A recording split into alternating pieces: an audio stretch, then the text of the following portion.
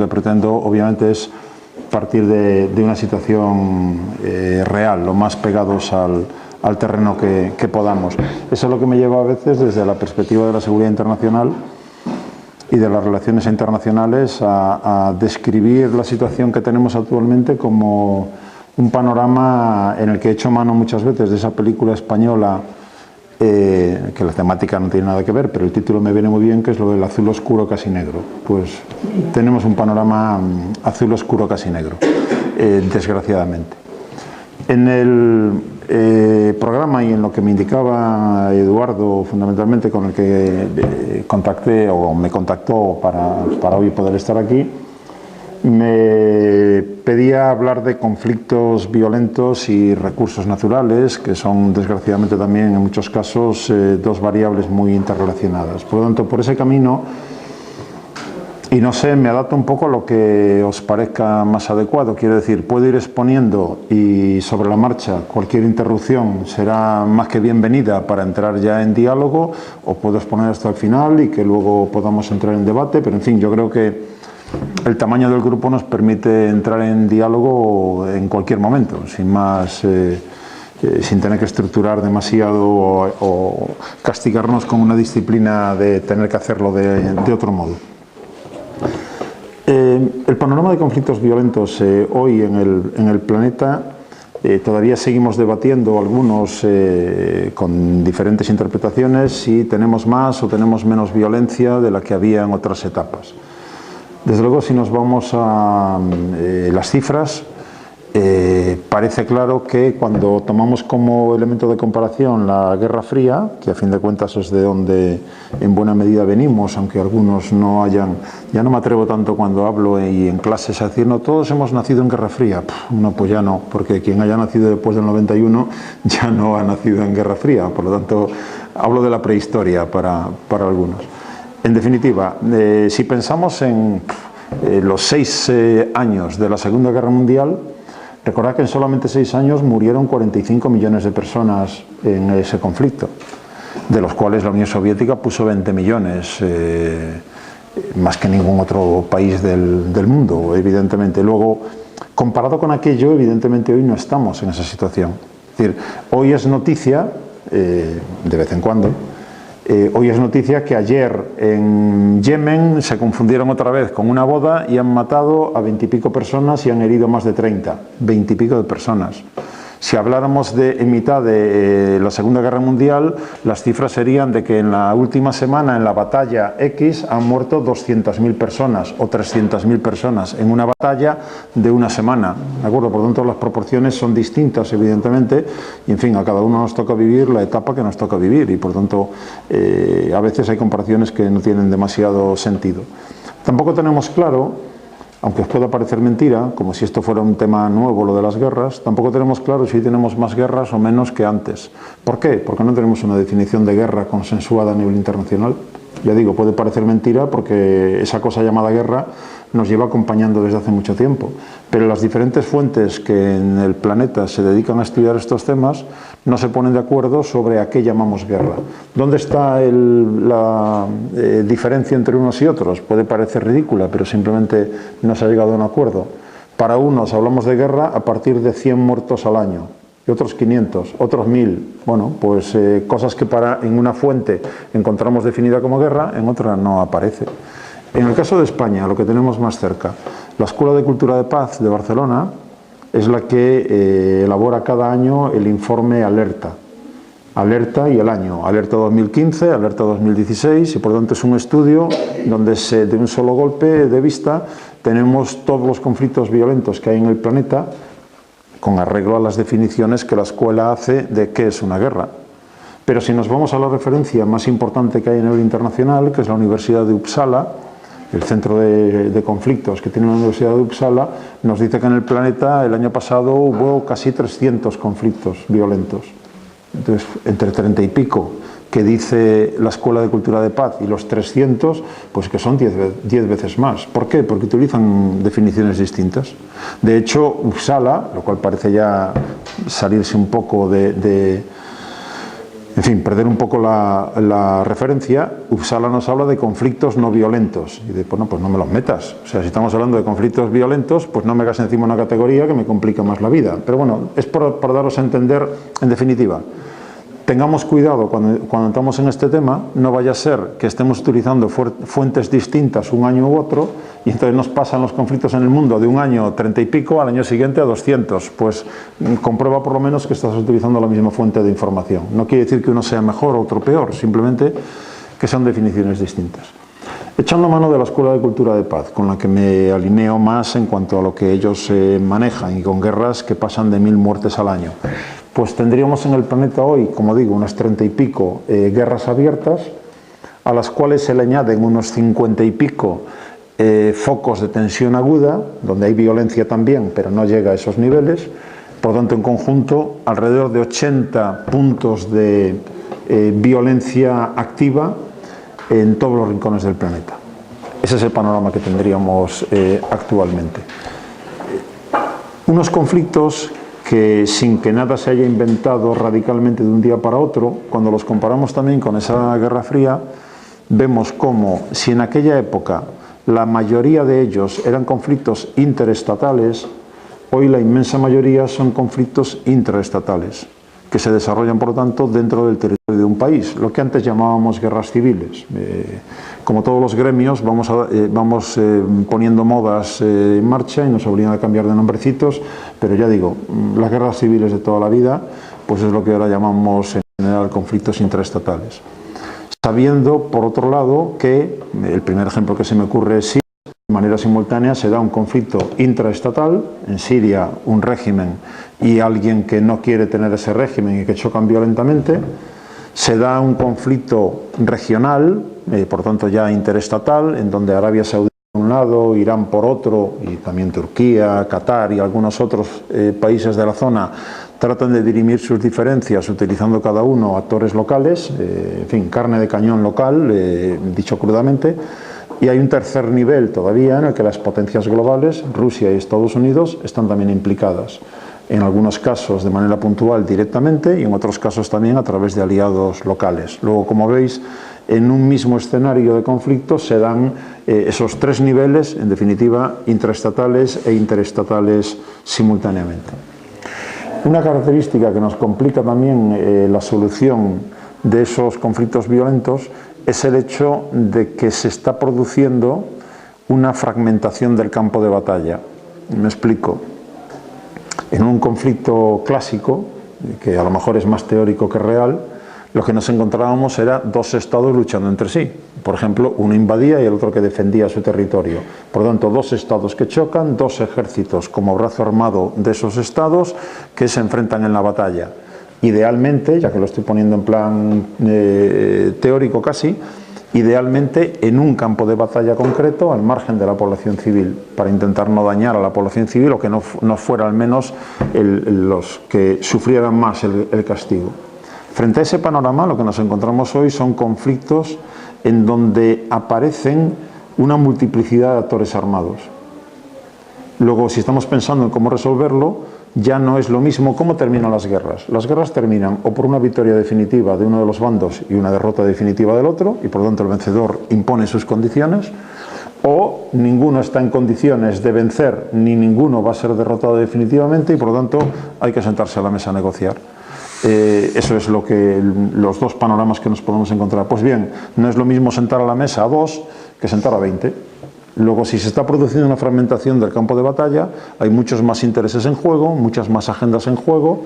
No es nada raro que cuando hemos conseguido poner a gente alrededor de la mesa para que firme la paz, cuando se levantan de la mesa y alguno de esos 20 vuelve a casa y le dice a los demás, he negociado con otros la paz y nos ha tocado tal trozo de la tarta, pues que haya alguien allí que diga, pues no estoy de acuerdo. Y por lo tanto hay una escisión del grupo porque hay alguien que está pensando en que el trocito de la tarta no me es suficiente y yo quiero un poquito más, y por lo tanto rompe el acuerdo y el conflicto se prolonga en el tiempo. Luego, ya digo, es una dificultad objetiva, creo, por el mero hecho de que hay más voces, más visiones, más intereses en juego.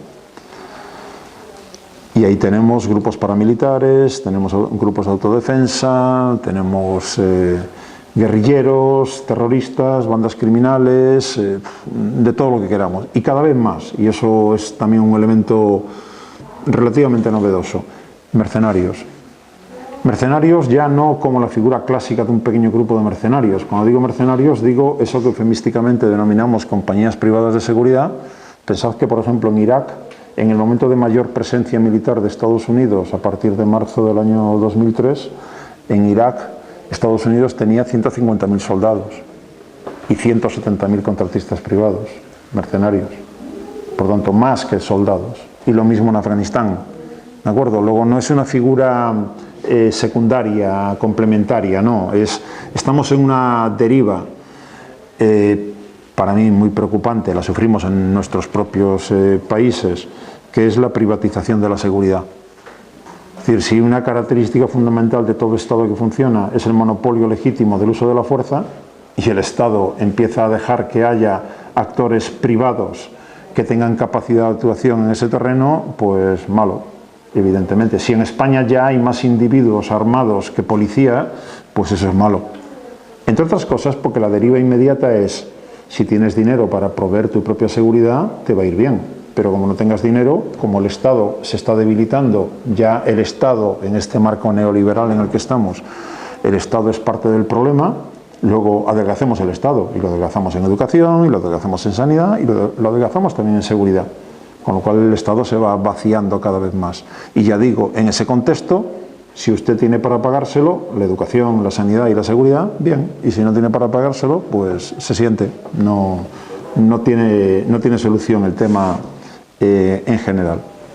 Y todo eso obviamente hace que prolifere, que se multiplique el número de actores armados y que por lo tanto haya más probabilidades de que la violencia estalle en algún momento.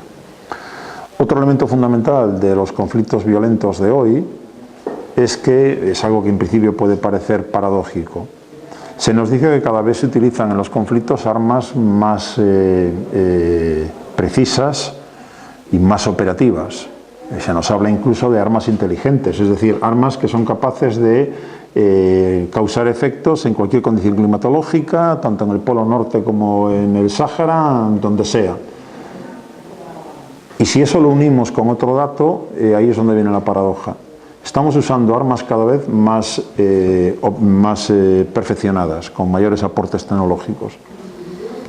La otra cuestión es, cuando miramos lo que ocurría en las guerras de hace ahora mismo un siglo, veíamos como el 85% de todos los muertos en esas guerras eran soldados. Cuando nos vamos a la mitad del siglo, ya solo un 50% de los muertos eran soldados.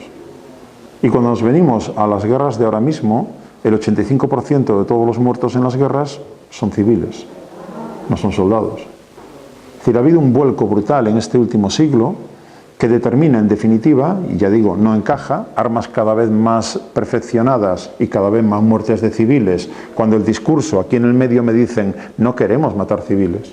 Son efectos colaterales o efectos indeseados, algo no encaja. Por lo tanto, tenemos que llegar a la conclusión obvia de que los civiles son objetivos explícitos de los violentos, no son daños colaterales. Es decir, puede ser verdad lo de ayer, puede ser verdad que estaban celebrando una boda en la que seguro se estaban disparando tiros al aire, etcétera, y que por lo tanto alguien pudo interpretar mal aquellas señales pensando que le estaban disparando a ellos y por lo tanto reaccionaron utilizando la fuerza. Quiero decir que en una guerra en la que hay tantos actores en juego y tantas variables en juego, siempre van a ocurrir cosas que no deberían haber ocurrido, pero no como para que el 85% de los muertos sean de ese tipo de situaciones, sino que deliberadamente la violencia contra los civiles se ha convertido en un objetivo explícito, directo. Lo mismo ocurre, o sea, si sigo por ese camino que pone las cosas cada vez más crudas, lo mismo, siempre va a ocurrir desde mi punto de vista, en fin, la historia de la violencia está ahí, que un hombre, aprovechando que tiene un arma en sus manos, acabe violando a una mujer en una determinada situación. Pero claro, cuando en República Democrática del Congo son 500.000 mujeres violadas, cuando en la antigua Yugoslavia son 300.000 mujeres violadas, eso no es que un hombre se le calienta la cabeza y tiene un arma en las manos y aprovecha la ocasión. Eso es que alguien, por mucho que nos cueste asumirlo, alguien sentado en una mesa ha planificado eso. O sea, no es el resultado indeseado, sino que es una táctica de guerra, deliberada, planificada.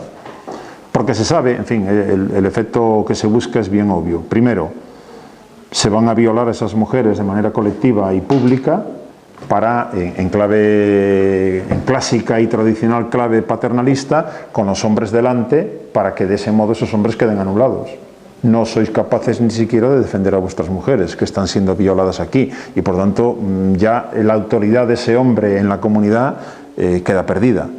Y además esas mujeres van a tener niños no deseados que son heridas abiertas que se van a mantener durante mucho tiempo. Por lo tanto, cerrar la herida de esos conflictos se hace mucho más complicado en esas situaciones. Como digo, siempre no dará tiempo para desarrollarlo, pero por lo menos esa idea quería introducirla. Cuando hablamos de conflictos interestatales, y estoy generalizando mucho, los conflictos interestatales en general se califican como cohesivos. Francia es Francia a base de matar alemanes, y Alemania es Alemania a base de matar franceses, y eso cohesiona a la tribu. Y los guapos, los listos y los inteligentes somos nosotros, y los otros son los malos, los tontos y los feos. Y por lo tanto, con ese esquema de nosotros y ellos nos movemos continuamente, da igual si es en una escala de tribu a tribu o en una escala de nación a nación. Sin embargo, los conflictos intraestatales, en general, son divisivos. Porque cuando termina el conflicto, seguimos estando aquí. Sé lo que has hecho, sabes lo que he hecho. O sea, yo no me he vuelto a mi país, estoy aquí y sigo siendo tu vecino. Y sé a quién has matado y sé lo que hiciste durante ese tiempo del conflicto violento. Por lo tanto, es infinitamente mucho más difícil cerrar una herida de un conflicto intraestatal que de uno interestatal, hablando en términos generales. No me sirve de nada lo que me dicen los manuales de vez en cuando de que hace falta una generación para cerrar la herida de una guerra. Una generación, estamos en España todavía dándole vueltas y fue hace 80 años, o sea que haceos a la idea de lo que supone realmente una generación. 15 años, no es nada para ya digo, consolidar tolerancia, aceptación del otro, etcétera. Cerrar heridas, en definitiva. Con esas características de los conflictos, evidentemente iba a introducir una variable más, la economía política de la violencia, que nos acerca a lo de los recursos, evidentemente, los factores económicos de la violencia.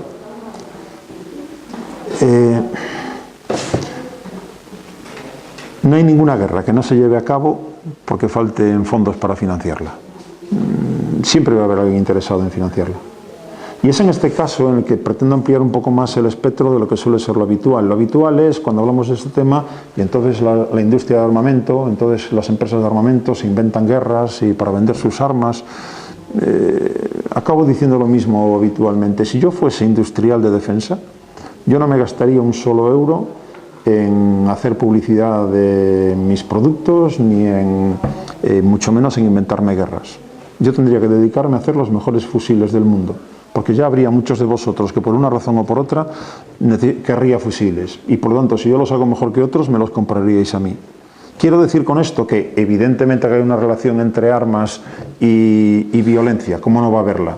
Pero que no dejemos el análisis cerrado solamente en ese factor, porque nos estaríamos olvidando de muchas otras cuestiones, ya digo. En fin, a fin de cuentas, lo digo también para desmontar un tópico que hay con esta historia, ¿no? Es que si no hubiera armas no habría violencia, no habría guerras.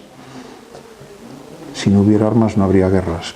¿Recordáis cómo fue la primera muerte violenta que nos cuentan la historia, la Biblia, la leyenda, lo que queráis? Fue con una quijada de un burro. O sea, hay que tener muchas ganas de matar a tu hermano para ver un arma en una quijada de un burro. O sea, no fue un misil tierra-aire, no fue una ametralladora automática, fue una quijada de un burro. Por lo tanto, si solo trabajamos en el campo de las armas y nos olvidamos del campo de la voluntad, es decir, ¿qué tienes en la cabeza con respecto al otro para que en función de eso, sea con la quijada de un burro o sea con un misil tierra-aire, acabes llevándote por delante al que no piensa como tú? Por lo tanto, no es solamente una relación armas-violencia, sino que hay muchos otros elementos que pueden explicar por qué en determinado momento estalla la violencia con armas más sofisticadas o menos sofisticadas. La matanza de Hutus y Tutsis en el 94 fue con machetes, hachas y aperos de labranza. No fue otra vez con misiles ni armas sofisticadas, ¿de acuerdo? Y murieron como mínimo 800.000, según nos cuentan. Por lo tanto, ya digo, no es una cuestión de que si hay carros de combate sí y si no hay carros de combate no. Ya digo, asumiendo todas las relaciones que pueda haber entre una cosa y la otra.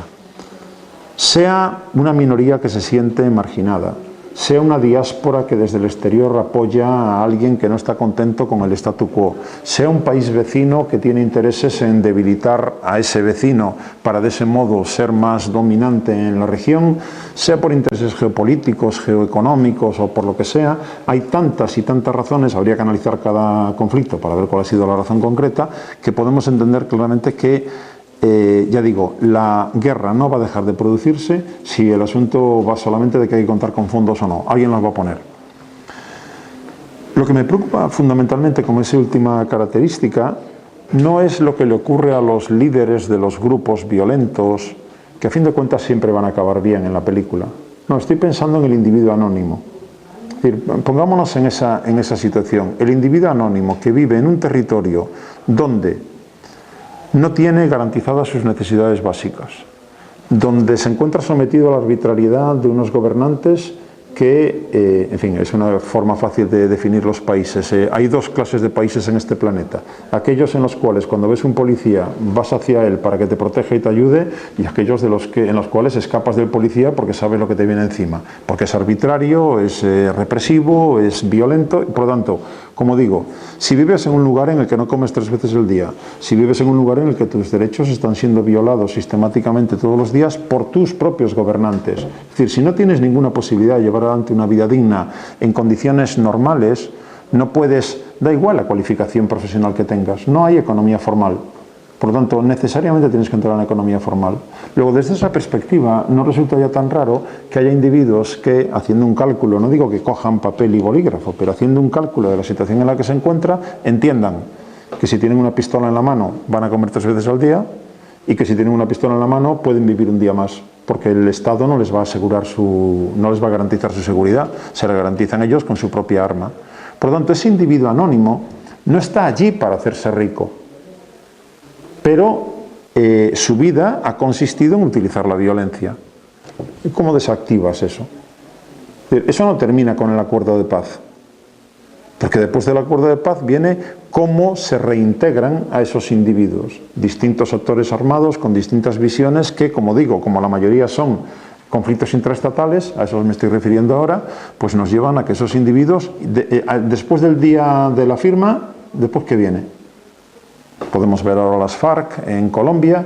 Es decir, primero es eso, o sea, ¿cómo llegamos al acuerdo? O sea, ¿qué me estás diciendo? Que me siente a la mesa a firmar un acuerdo contigo que significa que a partir de mañana la justicia va a caer sobre mí y me van a meter 20 años de cárcel, y que dejo de vivir simplemente de poner la mano porque tengo fondos, me da igual si es por el narcotráfico o por lo que sea, tengo fondos que me vienen garantizados, y tú me estás diciendo que a partir de mañana me voy a ir a trabajar a una oficina a las 8 de la mañana.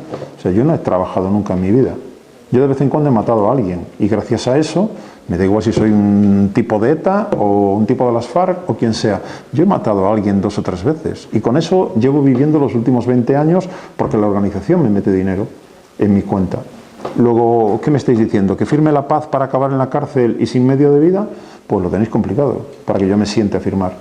Luego, ese individuo hay que, y entramos en justicia transicional, que es una de las figuras clásicas en estos casos. Es decir, cuando se entra en esas situaciones ya sabes que te vas a meter en un pantano, que te vas a ensuciar. O sea, quiero decir con esto que quienes van de fundamentalistas, de idealistas puros por la vida en estas situaciones, que no entren, porque se van a manchar, porque no hay otro remedio. Tú tienes que decirle a ese tipo que no lo vas a meter 20 veces en la cárcel, 20 años en la cárcel. Tú tienes que darle a ese tipo tierras o integrarlo en la administración de algún modo para que tenga un modo de vida a partir de que se firme la paz. Y por lo tanto, imaginaos las víctimas y familias de las víctimas, cómo van a ver a los victimarios que encima parece que son premiados. Lo ha dicho, por no tener mucho tiempo para meterme con ese caso, lo ha dicho de forma muy clara el presidente Santos, que ya veremos lo que le sale en esa apuesta. Habrá tanta justicia como permita la paz. Eso es lo que ha dicho. Y no se puede decir con menos palabras. O sea, ¿qué queremos? ¿Paz después de 50 años de guerra o no queremos paz? Y si queremos paz, sabemos que tenemos que subordinar nuestras referencias teóricas, ya digo, brillantes, impolutas, a la realidad que tenemos. Y que por lo tanto nos vamos a manchar las manos. Bueno, pues ese tipo de situaciones complica mucho el cómo poner fin a esos conflictos. Yéndonos por otro camino, si os parece, entre las motivaciones que llevan entonces a un estallido generalizado de violencia y conectándolo con recursos naturales. Cuando yo pienso en amenazas a la seguridad, hoy en día, aunque nos meten continuamente por los ojos y por las orejas lo del terrorismo internacional, el terrorismo internacional no es una amenaza existencial, es una amenaza real. Hay gente con capacidad y voluntad para matar y estamos en la lista de objetivos, por lo tanto podemos ser objeto de un atentado terrorista, sí, porque vivimos en el siglo XXI y vivimos en Occidente y estamos en la lista de objetivos, pero no es la principal amenaza que tenemos. O sea, para mí, cuando pienso en amenazas existenciales a nuestra vida, a la especie humana, solo tengo dos, que son las armas nucleares, que tienen una capacidad real de hacernos desaparecer del mapa. Hay 15.000 cabezas nucleares ahí acumuladas, de las cuales el 93% las tiene Estados Unidos y Rusia, y por lo tanto, si algún día eso se pone en marcha, esa escalada nuclear, simplemente desaparecemos como especie. La otra amenaza existencial que tenemos ya hoy, no para las generaciones futuras, hoy, es el cambio climático. Cuestión a la que no le estamos dando la importancia que tiene. En fin, cuando uno mira el Acuerdo de París, que es lo último que tenemos, simplemente hay que recordar que es un acuerdo voluntario. El que quiera cumplir con las autolimitaciones que dice que va a cumplir, bien, y el que no quiera, bien también. No tenemos ningún mecanismo que exija ir más allá. Y por lo tanto, mientras tanto, ya se van produciendo efectos. Luego, tomando esa, cambio climático, recursos naturales. La conexión que creo que es inmediata relacionada con el asunto anterior de la violencia, razones para echar mano de la violencia. Tenemos la idea todavía hoy, y eso es una cuestión que desgraciadamente se nos está viniendo abajo, tenemos todavía el esquema mental de que la violencia es un instrumento al servicio de un fin. Es decir, siempre pensamos que se mata para conseguir algo, poder, fundamentalmente. Y lo que empezamos a comprobar ya desde hace mucho tiempo es que en muchos de estos conflictos la violencia se ha convertido en un fin en sí mismo. Ya no hay un después. Yo vivo de la violencia, lo que he dicho antes, mientras tengo una pistola como, y mientras tengo una pistola sigo vivo. Y no estoy aquí para gobernar en este país, no. Angola es uno de los ejemplos. O sea, cuando en Angola, en un momento determinado, uno de los actores combatientes controla una parte del territorio donde está el petróleo y el otro combatiente controla una parte del territorio donde están los diamantes, bueno, ya el poder en ese país llamado Angola ya pierde más sentido. Ya tengo un modo de vida y ya tengo asegurada la financiación para mantener ese modo de vida y a los míos, a los que son de mi bando. Por lo tanto, ya digo, cada vez más, y eso nos pone más problemas para resolver el asunto, cada vez más la violencia ya no es tanto un instrumento al servicio de un fin, sino un fin en sí mismo, que por lo tanto se prolonga. Es decir, ¿cómo desactivas algo de ese tipo? Porque si no ofreces algo mejor, algo más atractivo, pues la violencia es, a fin de cuentas, un modo de vida. No es más que eso. O sea, ni siquiera... Y por lo tanto nos equivocamos si entramos ahí con esquemas ideológicos. No, es que estos son yihadistas, no, es que estos son... No, es un modo de vida, sin más vueltas. Bueno, pues en ese... contando con esa creciente dificultad, yo entiendo que recursos entran en esta historia básicamente, por un lado, por despilfarro de recursos con un modelo económico, el modelo económico dominante hoy en día en el planeta, y todos están ahí. El modelo dominante es el modelo de utilización de recursos escasos, finitos, como si fueran infinitos, y es un despilfarro permanente de recursos naturales. lo cual está generando agotamiento de recursos ya en bastantes casos, lo cual está generando refugiados medioambientales, es decir, ya hablamos de refugiados medioambientales sin echarle ninguna imaginación al asunto, sino como algo muy, muy real. Es decir, me han echado de aquí. O sea, si estoy pensando en un contexto de cambio climático y de falta de alternativas, y yo formo parte de una tribu que está utilizando un bosque, y el bosque es para construir mis casas, para construir utensilios y como materia prima energética fundamental, pues una vez que he agotado el bosque y quiero seguir viviendo, me muevo. ¿A dónde voy? A otro bosque. Si ese bosque está también siendo explotado por otra tribu, pues ya tenemos el problema asegurado. Es decir, despilfarro de recursos por un lado y lucha por el control de recursos escasos por otro. Hay un elemento que me parece muy básico. Hay 260 ríos en este planeta que son internacionales. Luego hay 260 factores belígenos potenciales.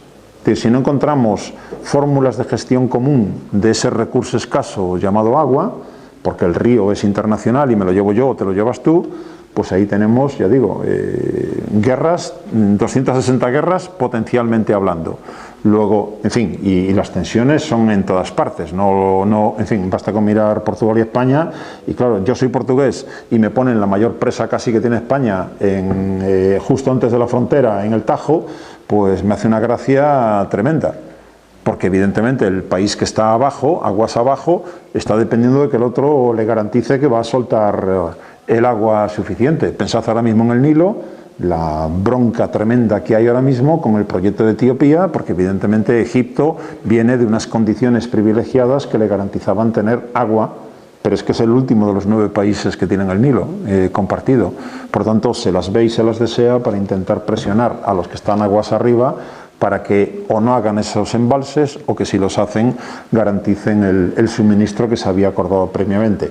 Ellos dicen que no, porque cuando se firmó ese reparto ni siquiera existían como estados, lo hizo Gran Bretaña en su nombre. Luego, normal que siendo ahora estados soberanos quieran dominar o controlar las aguas que atraviesan su propio territorio. Bueno, pues si digo eso del agua, imaginemos petróleo o cualquier otra cosa, porque estoy poniendo el agua precisamente para conectarlo más con lo de cambio climático y la lucha por el control de recursos escasos. Tenemos además la impresión a veces equivocada desde mi punto de vista de que los conflictos los inician los que no tienen nada, a ver si consiguen algo. No, en muchas ocasiones los inician los que ya tienen porque quieren tener más. Es decir, es voluntad de poder, ¿de acuerdo? O sea, no es el pobre, desgraciado, excluido, marginado, discriminado, no, el que tiene quiere tener más, todo, si es posible. Para mí, y sé que hay interpretaciones muy distintas, cada uno viene influido por lo que ha ido leyendo y ha ido aprendiendo, para mí lo que explica en buena medida las relaciones internacionales tal como las conocemos desde hace ya mucho tiempo es voluntad de poder. O sea, lo hago porque puedo. Me da igual si cumple con las leyes, no cumple con las leyes, es más, y si tengo más poder, haré las leyes a mi imagen y semejanza y por lo tanto estará justificado todo lo que a mí se me ocurra.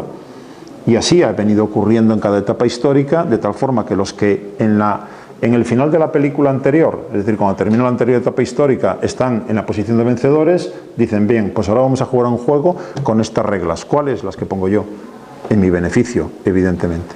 Luego tenemos ahora las que tenemos, que nos pueden generar insatisfacción. En fin, si miramos el Consejo de Seguridad de la ONU y vemos que no se ajusta a la realidad de hoy, pero recordad, deriva de un final de una Segunda Guerra Mundial en donde los que se sentían vencedores en aquel momento pudieron imponer sus condiciones para jugar al juego y para compartir algo con otros. Luego, desde ese punto de vista, es alarmante, vergonzoso, no sé cómo llamarlo, conectado con recursos, que hoy en día en este planeta haya una sola persona que muera de hambre es algo inadmisible, es algo vergonzoso. Porque no es una cuestión de que falten alimentos para todos, es una cuestión de, otra vez lo mismo, quienes tienen el poder de asignarlos de una forma equitativa o no. Luego, cuando nos alarman con determinados discursos de que no, es que tal como está creciendo la población mundial, no va a haber alimentos para todos. No, ese no es el problema. El problema es la acaparación de recursos, en este caso alimentarios, para hacer de ellos también un elemento de poder. Y dar a unos y quitar a otros, sin más historia. para mí, porque estoy más metido en situaciones que tienen que ver con mundo árabo-musulmán y África subsahariana, mucho más que Latinoamérica, que conozco menos, basta con hacer un repaso de cómo hemos ido edificando los países occidentales nuestras relaciones con ese mundo árabo-musulmán para entender de qué va el juego y para entender las consecuencias. Quiero decir, nosotros hemos colonizado los europeos, Estados Unidos viene después y ya no coloniza, domina de otra manera. Los europeos hemos colonizado ese mundo árabo-musulmán y en un momento determinado, hace ahora un siglo, empezamos a ver que allí hay una cosa que nos apetece, que nos interesa, el oro negro, el petróleo. Y por lo tanto entramos en una transición energética del carbón que teníamos al petróleo, que no pasaba nada porque estábamos allí, teníamos colonizado ese territorio. Pero claro, cuando llegamos al final de la Segunda Guerra Mundial y hay que descolonizar esos territorios, tenemos un problema. Ya somos vitalmente dependientes de ese petróleo, que no lo tenemos ya porque hay que crear, nacen estados al menos formalmente soberanos, y ya por lo tanto vamos a tener que inventarnos un nuevo juego que nos permita seguir controlando algo que, como digo, hasta hoy sigue siendo vital para nosotros con el añadido del gas, y ya no estamos allí. Por lo tanto nos hemos dedicado a fragmentar y a inventar países, y los hemos inventado de la nada.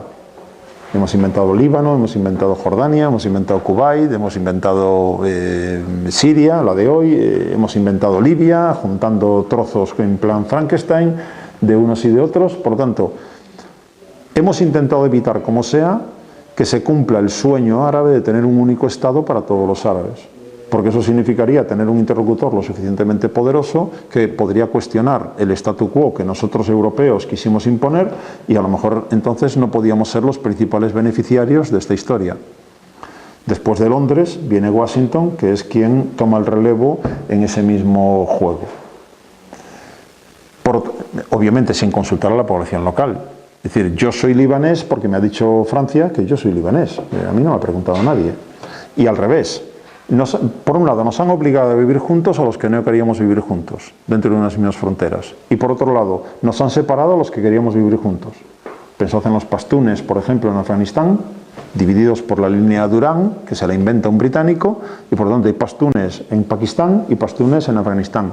Los pastunes quieren tener su propio país, quieren tener Pastunistán, igual que Tayikistán, que Uzbekistán, que Turkmenistán. Ellos quieren tener el suyo, pero los británicos dijeron, no, tú para aquí, tú para allá. Bueno, por lo tanto, son realidades que han impuesto los europeos con una intención clara: divide y vencerás, fragmenta, debilita y así controlarás mejor. Obviamente de ahí sale una situación de inestabilidad estructural, porque no quieren vivir juntos, luego se van a pelear entre ellos para ver quién domina a quién. Y también de vez en cuando eso nos permite darnos una vuelta por allí para pacificar. Pobrecitos, son salvajes, no saben más que arreglar sus problemas matándose entre ellos, pues allá vamos a dar una vuelta, Operación Tormenta del Desierto y en fin, tantas otras. En segundo lugar, hemos puesto al frente de esos países a una pandilla de impresentables. Y cuando digo hemos puesto, es que la hemos puesto. Es decir, cuando ponemos al Shah de Persia es porque eliminamos al anterior y ponemos al Shah de Persia. Cuando ponemos a Abdalá I en Jordania es que le decimos a un tipo que quería reinar en otro lugar que eso, pues Abdalá, te he inventado un país muy bonito, vete para allí a reinar. Y ese tipo se va allí a reinar a unos beduinos que nunca han visto a nadie de la dinastía Hachemí, que es a la que pertenece este hombre, Abdalá I. Por lo tanto, estamos creando situaciones ya desde el principio en las que ese gobernante va a tener que comprar la paz social, corrupción, clientelismo, paternalismo también con ellos, para intentar tener aquello más o menos controlado. Y lo que le estamos diciendo a Occidente, que los hemos puesto allí, es: y yo te voy a dar todas las armas que sean necesarias para que mantengas el patio nacional tranquilo. No vaya a ser que haya algo que perturbe el statu quo. Ya digo, de vez en cuando les dejamos que hagan ellos la tarea y les damos todas las armas que sean necesarias. No somos tontos, no le damos el último grito tecnológico, le damos el penúltimo. El último nos lo guardamos nosotros por si acaso hay que ir a pacificar y hay que eliminar a alguno de los que hayan creado más problemas de la cuenta. Y por lo tanto, todo eso tiene consecuencias. Quiero decir, apoyar a regímenes impresentables como el saudí, Apoyar el golpe de Estado de Al-Sisi en Egipto hace ahora algo más de 4 años, ese tipo de comportamientos evidentemente tienen consecuencias. Una de ellas es que el conjunto de esas poblaciones son por definición antioccidentales. ¿Cómo no van a serlo? Algunos nos quieren convencer de que eso quiere decir que son yihadistas y que todos se apuntarían a Al-Qaeda. No, son simplemente antioccidentales, porque Occidente no les ha traído nada bueno. Ya no solamente por la experiencia de la colonización, no, hoy. Es decir, por lo tanto, desde ese punto de vista nos lo hemos ganado a pulso con una intención clara, y es que hemos subordinado todas nuestras relaciones con ese mundo a la garantía de seguridad energética. O sea, vale, ya sé que me vais a criticar porque yo soy vuestro gobernante y me relaciono con ese impresentable, pero recordad, y si nos ponemos en España, 1,1 millones de barriles de petróleo tienen que llegar todos los días a las refinerías españolas, porque si no llegan, no estaríamos aquí sentados con luz eléctrica y luego no nos iríamos en coche a casa, o en autobús, o en lo que sea. Luego le sonrío para que ese petróleo venga, porque como el petróleo yo no lo tengo y es de lo que vivo, porque nuestros modelos económicos están basados en petroligas, pues sigo relacionándome con impresentables y trato de mantener más o menos controlada la situación para que no afecte a mis intereses vitales. Bueno, pues eso es básicamente la cuestión. Como un ejemplo más, ya digo, podemos poner más, pero como un ejemplo más de cómo se juega con la violencia, con el poder, para intentar controlar esos recursos escasos en beneficios de unos y obviamente en perjuicios de otros. Para dar la vuelta a toda esa situación, puedo ir de lo micro a lo macro, solo con 2 ejemplos y termino. El micro, pues en fin, quienes tenemos el privilegio, nosotros, de ser ciudadanos y consumidores, porque muchos otros no son ciudadanos porque no tienen derechos ninguno, ni son consumidores porque tampoco tienen nada que consumir, quienes tenemos el privilegio de ser consumidores y ciudadanos, pues depende de lo que hacemos en nuestra calidad de ciudadano y de consumidor. Quiero decir que depende si a ti te importa o no te importa quién ha hecho el balón de fútbol con el que estás jugando y en qué condiciones lo ha hecho, o la camisa que llevas. Luego, desde esa perspectiva, yo creo que no siempre somos conscientes del poder que tenemos como consumidores organizados. Estoy hablando de sociedad civil organizada. Y lo mismo como ciudadano para poder elegir a representantes o ser elegido como representante de otros. Luego, eso nos toca de manera muy directa. Si me voy al otro extremo, al más alto, la ONU. Es decir, para modificar, para reformar, para dar la vuelta a situaciones de este tipo, deberíamos contar con con un representante de la comunidad internacional, y eso es la ONU, que pueda cumplir la tarea para la cual fue creada. La ONU fue creada para evitar el flagelo de la guerra a las generaciones futuras. Eso es lo que viene en su carta fundacional. Y es evidente que en algunos casos se ha conseguido evitar alguna guerra y en otros casos no, y ha habido tales guerras. Luego, tenemos que partir de la realidad, y la realidad es que la ONU ahora mismo es un don nadie. La ONU es un actor absolutamente irrelevante porque los Estados miembros de la ONU, unos más que otros, en función de su poder, no tienen ningún deseo de tener a alguien que pueda limitar su margen de maniobra. Y por lo tanto, no cabe esperar hoy que la reforma tan necesaria de esa organización, es decir, seguimos necesitando ONU cada vez más, que esa reforma esté a la vuelta de la esquina. Fijaos, en 1995 y en 2005, no sé por qué nos gustan tanto los números redondos, pero fue así, o sea, 50 aniversario de la ONU y 60 aniversario de la ONU. En ese momento se debatió en la Asamblea General el poner el reloj en hora, en reformar la organización para adecuarla al mundo globalizado que nos toca vivir. En el año 2015, 70 aniversario de la ONU, ni siquiera se debatió el tema. Eso nos da una idea de lo del azul oscuro casi negro que decía al principio. Aquí lo vemos de forma muy clara. Es que ni se debate ya la organización. Sabemos que está desajustada, que corresponde a un mundo del año 45 del siglo pasado y que hoy en día la relación de fuerzas, las asignaturas pendientes no son las mismas. Ya no se discute el tema. Hay lo que hay y de ahí no nos movemos. ¿Qué es lo que debería haber, aunque solo sea eso, como carta a los Reyes Magos? La ONU tiene 3 organismos fundamentales, aparte de cientos de agencias.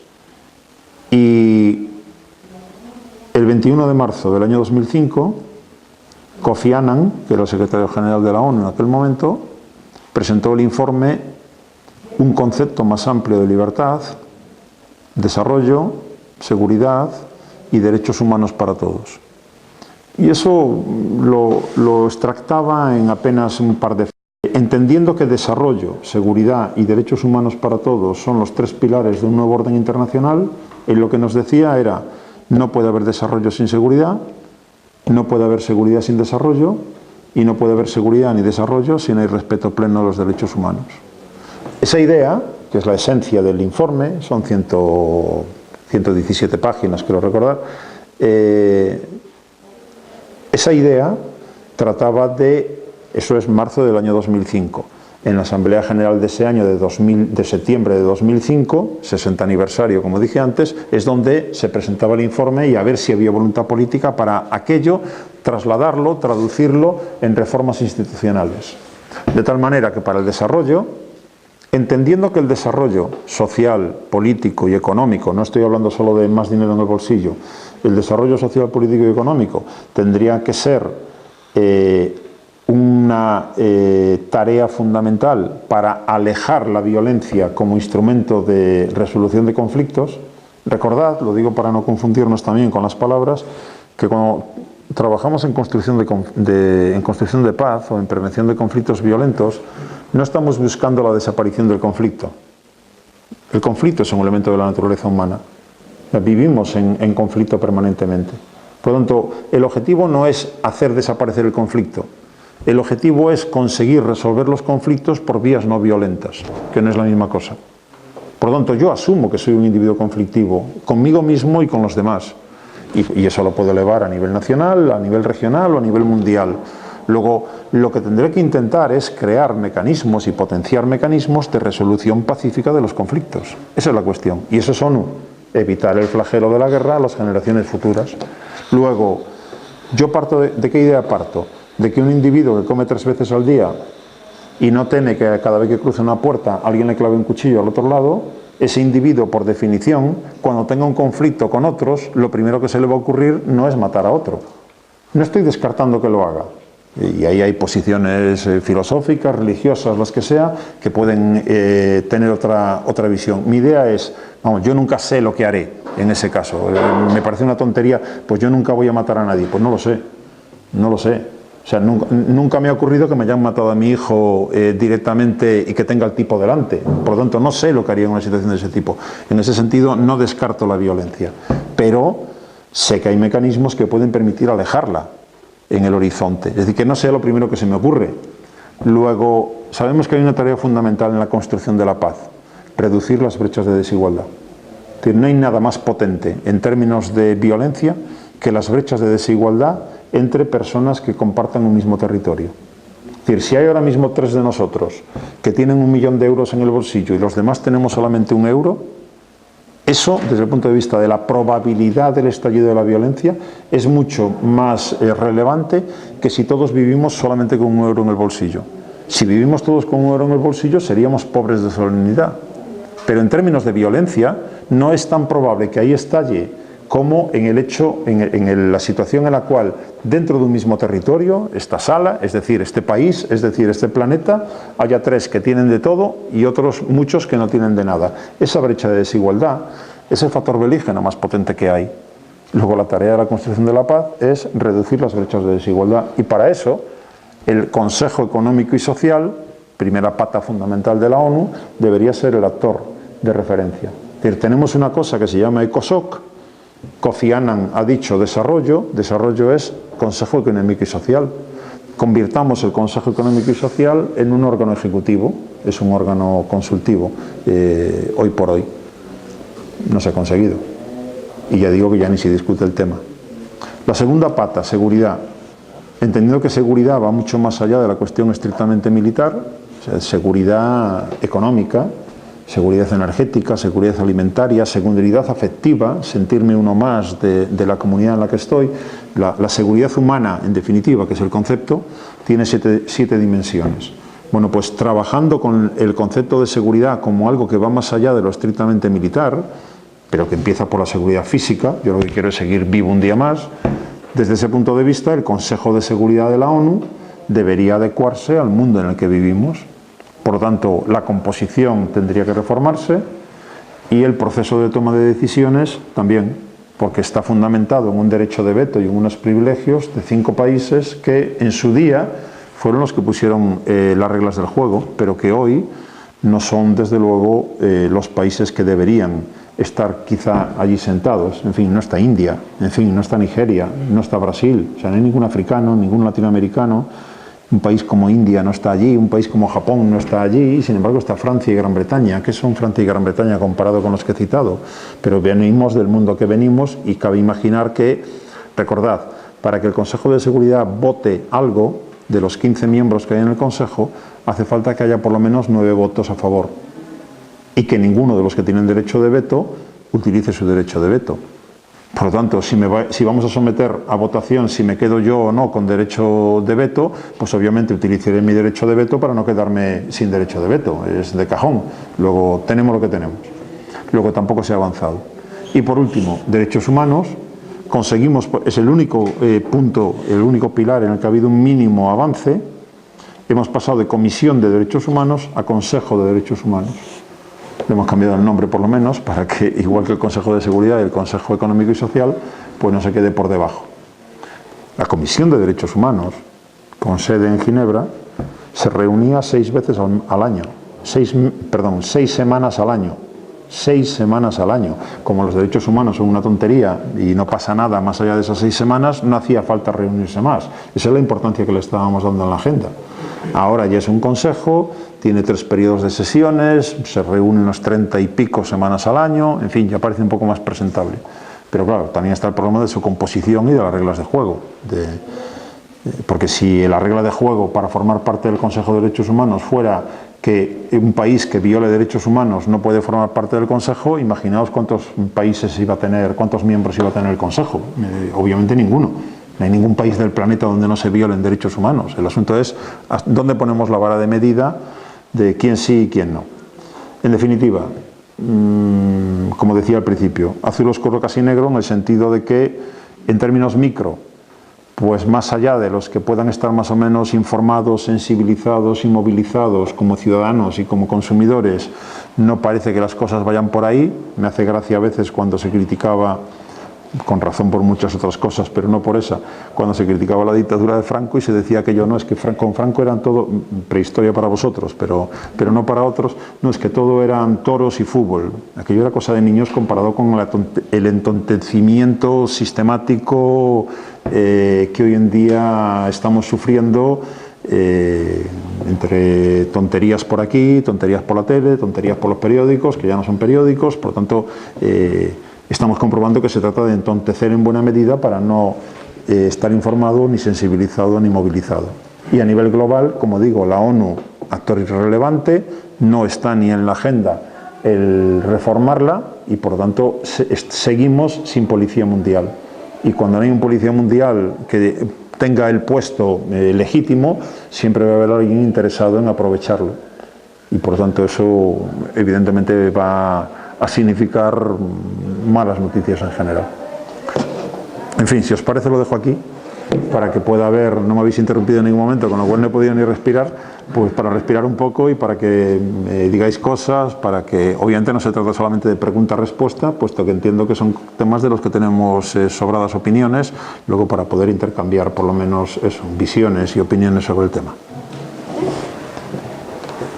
Luego volveré un viaje bastante largo de México y sé que tú eres experto, has dicho antes, pero me gustaría saber qué tipo de soluciones podría caber en este mundo para acabar con el tema de Estado o gobierno contra el narcotráfico y si eso hay opción de solución o no. El primer problema de México es que eso ya no es una cuestión de orden público, sino que ha pasado a ser ya una cuestión de seguridad nacional. O sea, ya el nivel está en otra dimensión de forma clara. No sé si os habéis dado cuenta de una situación llamativa que se nos plantea habitualmente. ¿Os habéis fijado que cuando se trata de armas, los malos de la película siempre son los que compran las armas?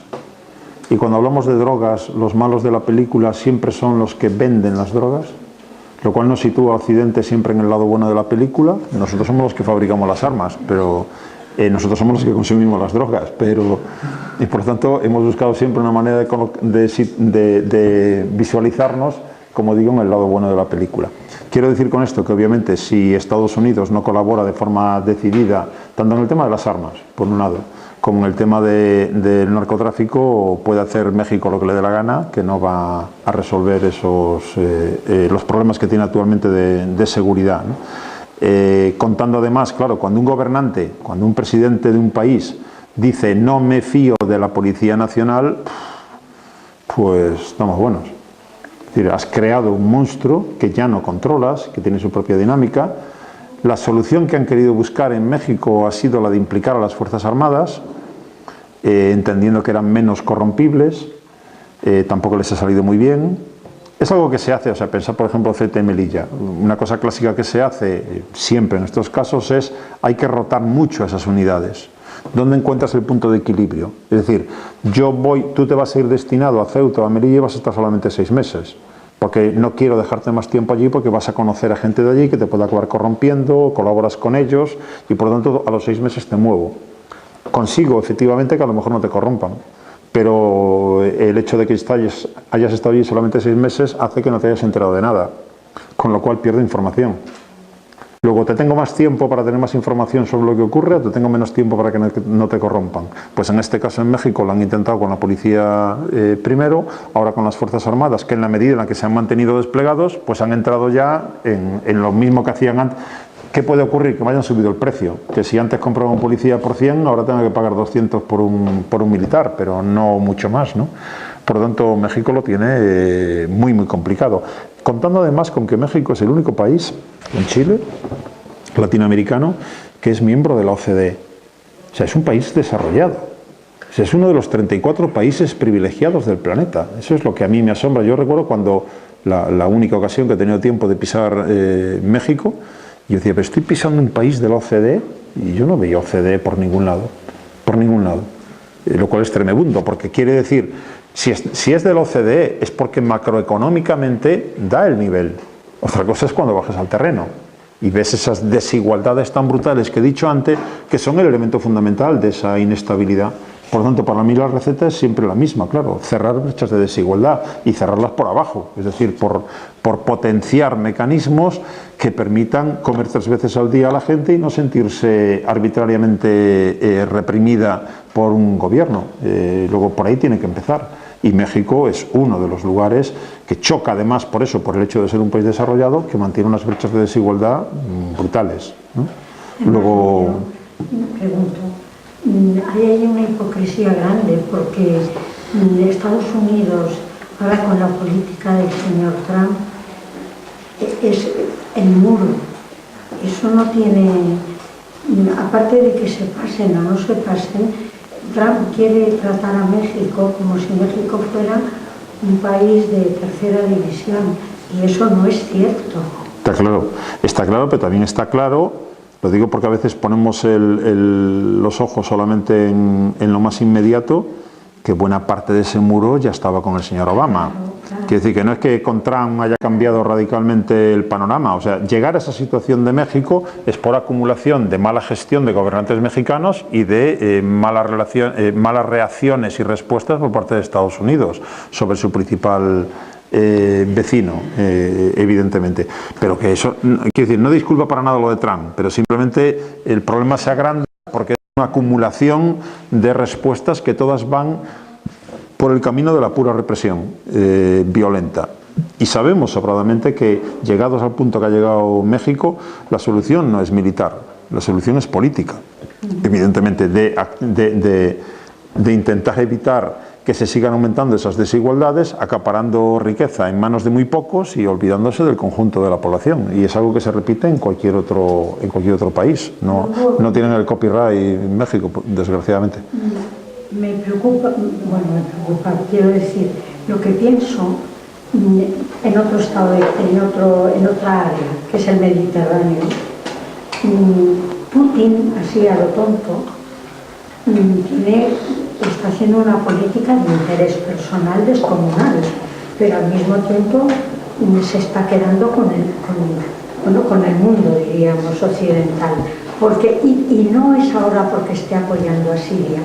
Yo pienso que la salida que lo hizo, pero vamos, alegremente, y se está manteniendo Ucrania ahí, pero la salida a Crimea fue, Rusia necesita el mar para exportar, y una vez que salió a Crimea, y no, por mucha dificultad que se le ponga, por muchas sanciones, eso es agua de borrajas para nosotros. Y entonces ahora da el salto a África, apoyando a Siria, pero porque se quiere quedar con África, poner ahí un pie muy importante. Putin, a mí me ocurre con Putin algo que me obliga casi siempre, porque si no parece que soy pro Putin, o sea, tengo que empezar diciendo siempre eso: Putin es, y diría cosas que no puedo decir salvo en la barra del bar, aquí no las voy a decir, o sea, Putin es todo lo que uno quiere imaginar y más, pero es un maestro de cómo se juega este juego. Efectivamente. O sea, nadie tiene la capacidad estratégica que tiene Putin hoy en el escenario internacional, y sabe utilizar las bazas de maravilla. Solamente menciono dos. ¿Recordáis a Snowden? ¿Dónde está Snowden? Está en Rusia. ¿Por qué? Porque Putin es un defensor de los derechos humanos, y menos mal que yo soy un defensor de los derechos humanos, porque a pobre Snowden se lo quería comer crudo a Estados Unidos. Vente para aquí, Snowden, que yo te protejo. ¿Recordáis que Obama dijo que el uso de armas químicas en Siria iba a tener consecuencias militares y que iba a hacer una invasión? Menos mal que yo, Putin, soy un pacifista y he conseguido evitar la intervención estadounidense militar, porque yo he encontrado una solución que obviamente consolida a mi aliado, que es el genocida Bashar al-Assad, y con eso quedo yo como el pacifista. Soy el pacifista, soy el defensor de los derechos humanos. Entonces, la hipocresía está por los dos lados, porque Ucrania, que estabas mencionando, la Unión Europea y Estados Unidos hemos hecho como que teníamos los brazos abiertos deseando que los ucranios entraran en la Unión Europea, y no era verdad. Simplemente le estábamos tocando las narices a Putin con los ucranios. Y cuando Putin reaccionó, nosotros dijimos, bueno, que tampoco es para tanto, que no hay que ponerse así, no pasa nada. Y por lo tanto Putin tomó Crimea, porque efectivamente, como decías, Crimea es Sebastopol, y Sebastopol es la flota del Mar Negro. Y sin Sebastopol y Tartus en Siria, Rusia alguien que pretende ser una potencia global desaparece del Mediterráneo y del Mar Negro. Inaceptable. Lo que me da igual la legalidad internacional, me da igual los derechos humanos de los que están en Crimea, de los tártaros, de quien sea. Crimea no se toca, y Ucrania no se toca, porque para la Unión Europea y para Estados Unidos, Putin pretende, y sabe hacerlo muy bien, crearse bazas de negociación, y se ha ido a Siria y se está yendo a Libia y a otros países para, si quieres hablamos, si dejas de tocarme las narices en tal sitio, yo puedo facilitarte cosas en tal otro sitio. Por lo tanto, recordemos cómo empieza la historia. La historia empieza que cuando implosiona la Unión Soviética en diciembre del 91, la OTAN estaba a 3.000 kilómetros de distancia de la frontera rusa. Y hoy la frontera de la OTAN, vamos, la presencia de la OTAN la tienen aquí.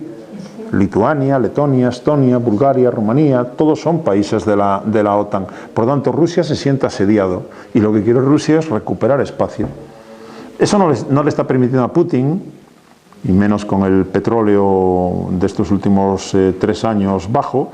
Eso no le está permitiendo a Putin dominar el mundo. No, Putin está intentando que Rusia vuelva a ser considerada una potencia global y que tenga su espacio propio.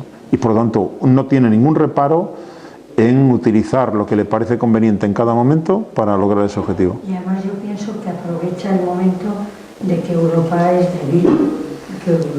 ¿Y cuándo ha sido fuerte Europa? Nunca, pero ahora menos. Pues, y en Estados Unidos, yo soy la primera potencia, pero está en baja ahora. Sí, claramente. Sí, porque Estados Unidos, su preocupación fundamental ahora mismo, y con Trump de forma ya muy declarada, es China. Y por lo tanto, obviamente, mientras tanto, Rusia intenta aprovechar lo que puede para eso, para recuperar una posición de potencia global, y para poder recuperar un espacio físico de influencia donde nadie le tosa, donde nadie le plantee problemas. Por lo tanto, es el juego.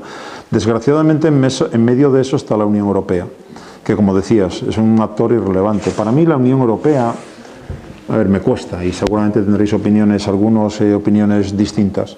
Yo soy europeísta, un europeísta convencido. Yo no me acerco a la Unión Europea ni siquiera con entusiasmo. Me acerco a ella por necesidad, pura necesidad.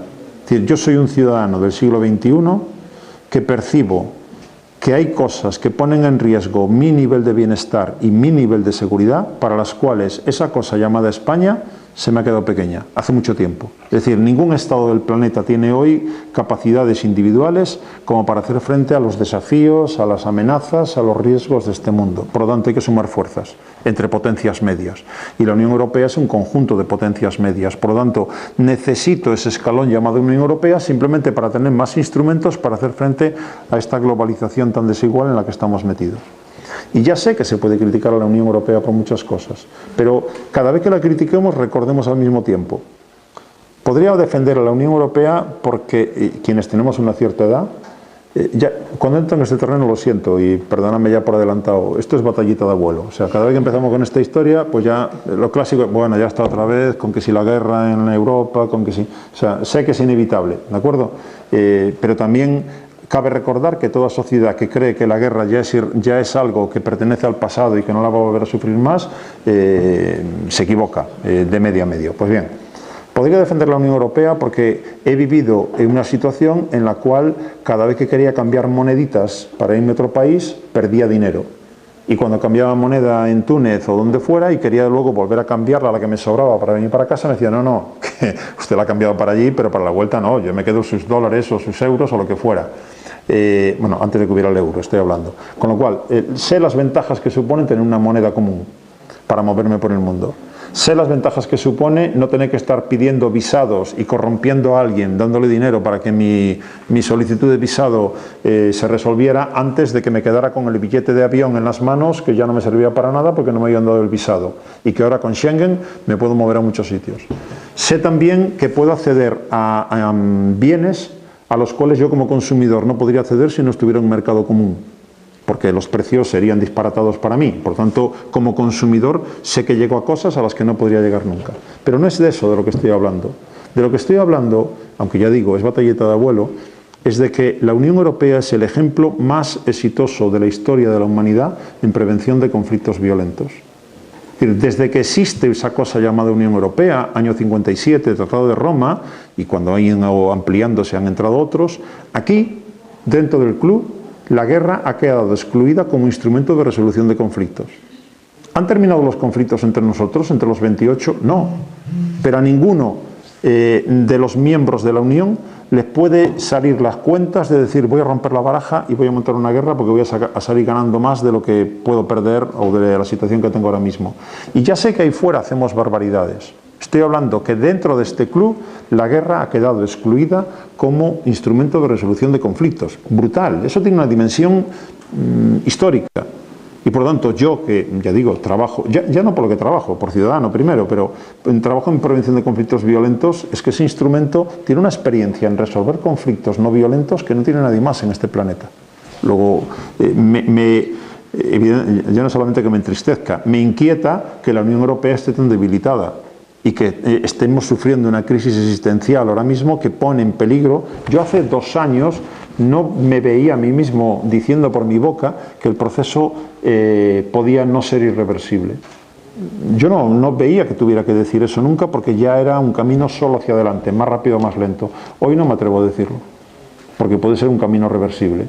Y por lo tanto la situación fuera del paraguas llueve, ¿de qué manera? Brutal. Y luego podemos criticar lo que queramos desde dentro, evidentemente.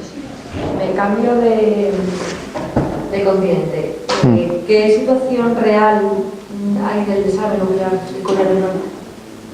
¿Hasta qué punto es realidad o hasta qué punto es pues no realidad? Otra esperanza, sí, ¿no? Otro juego. Sí.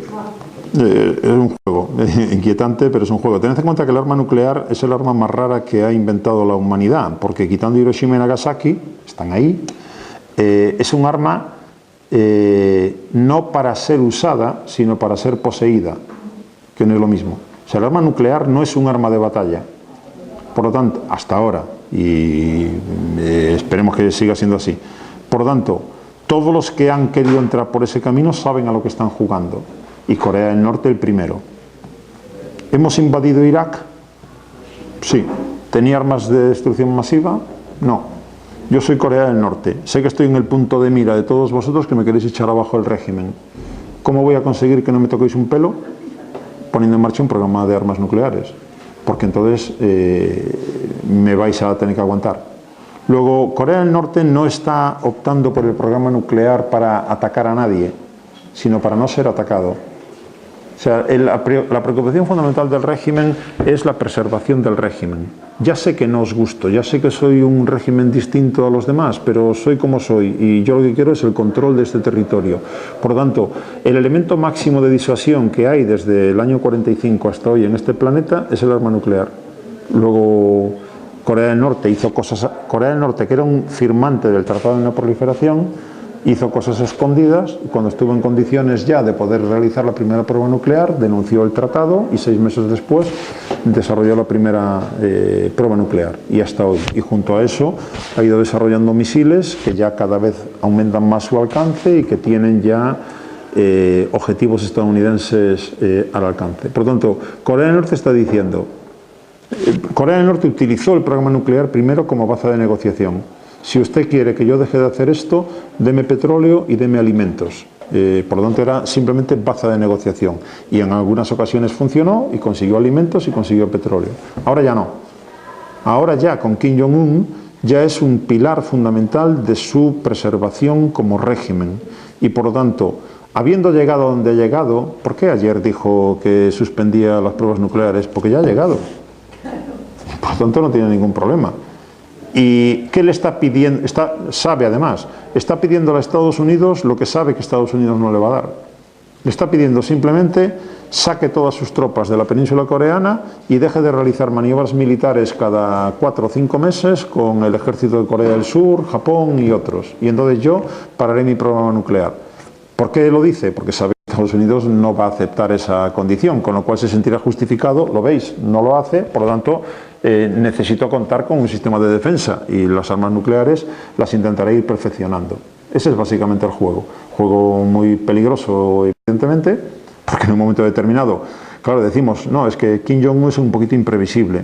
Sí, ya, y un tal Donald Trump es un poquito tanto o más imprevisible todavía. Por lo tanto, la imprevisibilidad nos pone en una situación muy preocupante, evidentemente, porque sí, evidentemente, sí arranca una escalada nuclear, entramos en otra dimensión también del problema, porque China no se puede quedar quieto y porque Rusia no se puede quedar quieto. Y entonces estaríamos en una película, ya no sería azul oscuro casi negro, ya sería negro absoluto, ¿no? Me surgían como 2 ideas y una pregunta como de 3 cosas muy distintas, entonces las planteo y contesto lo que quiera. Por un lado, el tema de Europa, se me surgía como la idea de no sé si me deja muy tranquilo que dentro del club no haya conflictos, pero fuera manga ancha, ¿no? A bombardear y a dejar que la gente se muera en nuestra playa, ¿no? No sé si eso me deja muy tranquilo. En cuanto al tema de la nuclear, sí me planteaba por qué Estados Unidos se puede posicionar como policía y garante del tema de las nucleares cuando es el país que más cabezas nucleares tiene. Y luego ya, volviendo al tema de los recursos naturales, me centraba en el conflicto de Oriente Medio, de Palestina e Israel. ¿Qué influencia tiene el control del agua en esa complejidad que tienen allí montada? De las 6 guerras que ha habido árabe-israelíes, empiezo por el final, 5 se pueden leer en clave de control de agua. Solamente pensando que algo más del 70% de toda el agua que consume hoy Israel está fuera del territorio que la ONU le dio en el año 47 en el plan de partición y que por ahí empezó Israel, pues ya podemos entender que las guerras han buscado el control de acuíferos que permitan cumplir con el objetivo para el cual Israel fue creado. Israel se crea para crear el hogar nacional de todos los judíos dispersos por el mundo. Y una condición obvia de un hogar nacional es que tenga agua y territorio para todos. Por lo tanto, me han dado esto, pues a base de uso de la fuerza militar me voy abriendo camino para controlar acuíferos. Y de hecho así ha ocurrido hasta hoy sin freno ninguno, sin más freno que el que se quiera poner a sí mismo Israel, que no se ponen muchos por otro lado. Luego la conexión ahí es inmediata, porque estamos hablando de una región, Oriente Próximo. Igual que hablamos de línea de pobreza a nivel general, hablamos también de línea de pobreza hídrica, que está establecido en 1000 metros cúbicos persona año. Pues Oriente Próximo está por debajo de 1000 metros cúbicos persona año. Por lo tanto, la lucha por el control de un recurso tan escaso como el agua es determinante.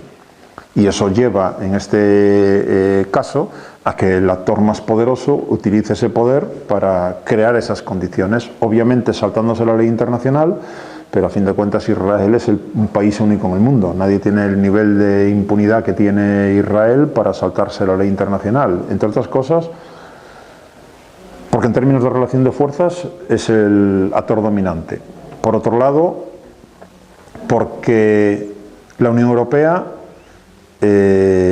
mira para otro lado, simplemente se dedica a ser el principal donante de ayuda al desarrollo, pero políticamente es irrelevante, porque todavía hoy, cada vez que Bruselas habla para criticar a Israel, lo que recibe de Tel Aviv es siempre lo mismo: cállense ustedes, que son los responsables de lo que le ocurrió a mi pueblo, unos porque lo hicieron y otros porque lo consintieron. Además, ustedes en el año 70, en la Declaración de Venecia, reconocieron antes que en ningún otro organismo internacional a la OLP como interlocutor válido de los palestinos y reconocieron el derecho de autodeterminación. Por lo tanto, ustedes, Unión Europea, no son intermediarios honestos en la búsqueda de soluciones. Nadie le pregunta eso a Estados Unidos, pero sí a los europeos. Y además, porque saben de sobra que todavía en la Unión Europea hay países que no pueden aceptar verse a sí mismos nuevamente firmando un papel que alguien puede interpretar como ya estamos otra vez castigando a los judíos. Y obviamente Alemania es el primero. Por lo tanto, fuera de juego. Y queda Estados Unidos. Y Estados Unidos, da igual si hay un republicano o un demócrata en la Casa Blanca, no va a tener ninguna duda en quedarse solo en el Consejo de Seguridad utilizando su derecho de veto, lo cual le permite a Israel hacer lo que le parezca, porque va a tener alguien que va a frenar cualquier posible respuesta o consecuencia. En esas condiciones, agua, territorio, en fin, Israel está en una estrategia de hechos consumados que lo que busca en definitiva es el control total de la Palestina histórica. Y los hechos consumados lo que buscan es crear unas condiciones que hagan insoportable la vida para los bichos de dos patas que no son como ellos, que son los palestinos. Y por lo tanto están en esa dinámica. Lo conseguirán o no. En fin, llevamos el próximo día 15 de mayo será la Nakba, la catástrofe, es decir, el 70 aniversario del momento en el que, tras la creación del Estado de Israel en el 14 de mayo, se inició la primera guerra de las 6 que ha habido hasta ahora y las que puedan quedar. En cuanto a la segunda cuestión, es que la primera era la más compleja. La segunda cuestión era... Lo de las cabezas nucleares en Estados Unidos. Sí, bueno, por lo que he dicho antes, porque no hay un policía mundial efectivo. Si recordad, el TNP, el Tratado de No Proliferación del año 68, que entra en vigor en el año 70, no es un tratado que se imponga a los países, es un tratado que nace de los países. Por lo tanto, quien quiere firmar, firma, y quien no, no. Israel, Pakistán e India no han firmado nunca. Y dentro de esos hay unas formas de actuar que en definitiva hacen que si hacemos una inspección de un país y algo no nos gusta, la Agencia Internacional de la Energía Atómica emite un informe y le pide al país: conteste usted a esto. Si la contestación es satisfactoria, fin del problema. Si no es satisfactoria, lo remite al Consejo de Seguridad. Pues ya estamos en el Consejo de Seguridad, que actúa como actúa. Luego depende de quién lo haga, pues te voy a castigar o no te voy a castigar. Y si yo, Washington, digo te castigo y yo, Rusia, digo no, pues se bloquea cualquier posibilidad de ir más allá. Luego, no hay, como decía, un policía mundial efectivo para actuar en este contexto más allá de la voluntad de poder que tengan unos y otros y la relación de fuerzas que le permita a unos imponer determinadas cosas a otros. No hay forma de salirse de ahí. Con respecto a la primera cuestión, ya digo, una vez que he dicho lo que he dicho, a partir de ahí podemos abrir el listado de críticas a la Unión Europea, todos los que queramos. Pero mi crítica siempre será para construir más Unión Europea, no para volver a la situación. O sea, mercantilista, sí, no tiene política social, sí, todo lo que quieras. La vergüenza del tema de los refugiados, pues vergüenza y cualquier sinónimo que encuentres, ninguna duda. Pero eso no me quita lo anterior, es a donde quiero ir. Por lo tanto, Uno de los problemas principales para mí de la Unión Europea es que prácticamente todas las frases que digamos sobre la Unión tienen que empezar por sí. O sea, si la Unión Europea tuviera una voz única, que no tiene, podría hacer tal cosa. Si la Unión Europea tuviera voluntad política de hacer no sé qué, podría. O sea, a lo que voy es a que la Unión Europea, he dicho antes, desarrollo, derechos humanos y seguridad. La Unión Europea es el actor mejor equipado de todo el planeta para poder atender a esos tres pilares de la seguridad internacional. La OTAN es lo que es, una organización militar. Estados Unidos es lo que es, un gigante militar. La Unión Europea tiene de todo lo que es necesario para un mundo mejor. La cuestión es voluntad política. No nos faltan, por lo tanto, capacidades, nos falta voluntad política. Y mientras estemos en una Unión Europea, que es en la que estamos actualmente, en la cual nuestros gobernantes, y también porque no se sentirán suficientemente presionados por la opinión pública, mientras nuestros gobernantes sigan prefiriendo ser cabeza de ratón en lugar de ser cola de león, pues ahí seguiremos. Porque claro, ¿quién quiere ser el jefe de gobierno que se quede convertido simplemente en alcalde de barrio? O sea, yo es que ahora mismo soy jefe de gobierno, y si usted me dice que le entregue todo a Bruselas ya y que la Unión Europea funciona como una voz única, ¿yo qué soy? Y por lo tanto, mientras sigamos con visiones de corto plazo que llevan a nuestro gobernante a preferir seguir siendo el jefe del chiringuito, aunque el chiringuito cada vez sea más minúsculo, más irrelevante, pues no hay...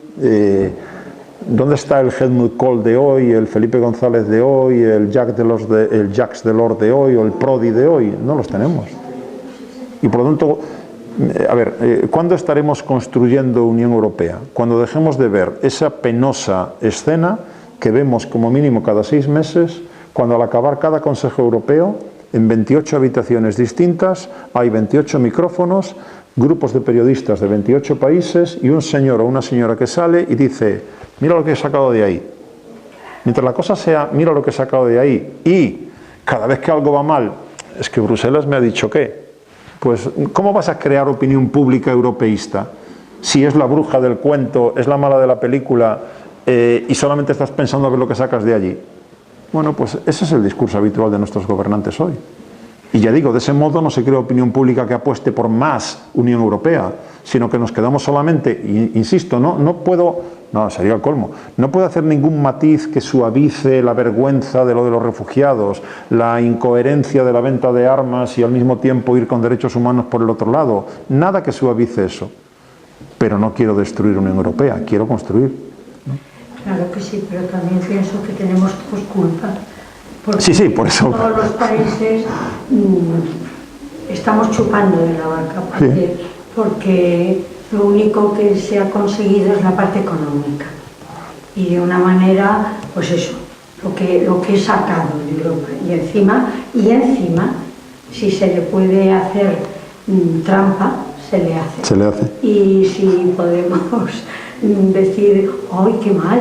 No sé cuántas que... Pero estamos dificultando lo que sería realmente una Europa, que yo pienso que es mejor pertenecer, por supuesto, pues nunca llegaremos a tener una constitución europea.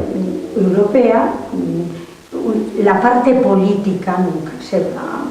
Ha habido momentos... Así como digo que el ser, lo que tú decías antes, que estoy tan de acuerdo, que es el sitio donde se resuelven los conflictos, y no solamente culturalmente, sino la Segunda Guerra Mundial con Alemania, con todos los millones, mientras que haya, bueno, lo que sea, ¿no?